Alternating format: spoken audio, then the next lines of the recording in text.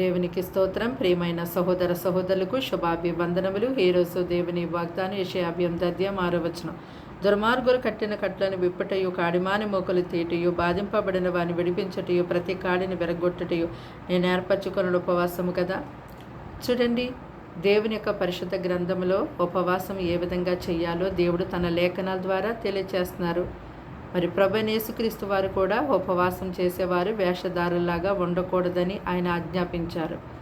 మరి ఉపవాసం చేసేవారు తమ యొక్క ముఖాలను ఎంతమాత్రం కూడా వికారం చేసుకొనకూడదు, దుఃఖముఖులుగా ఉండకూడదు అంటున్నాడు ప్రభు.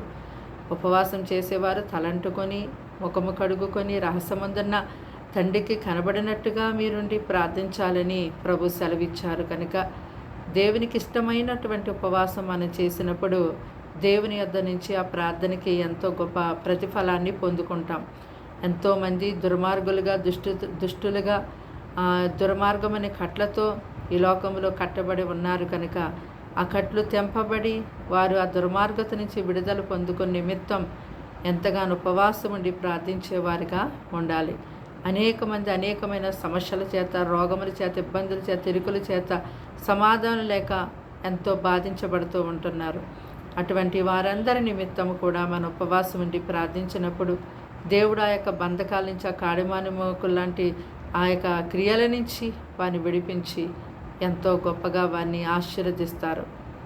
అంతేకాదు, సాతాను శోధనలు అధికమైనప్పుడు కూడా మన ఉపవాసం ఉండి ప్రార్థన చేసినప్పుడు ఆ సాతాను తలను దేవుడు చితకకొట్టి ఎంతగానో తన ప్రజలైనటువంటి మనకి గొప్ప సహాయాన్ని, విడుదలను అనుగ్రహిస్తారు.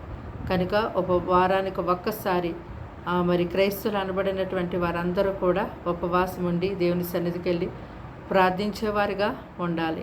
ఉపవాస ప్రార్థన ద్వారా ఎన్నో గొప్ప కార్యాలు, అద్భుతమైన కార్యాలు దేవుడు జరిగిస్తారు.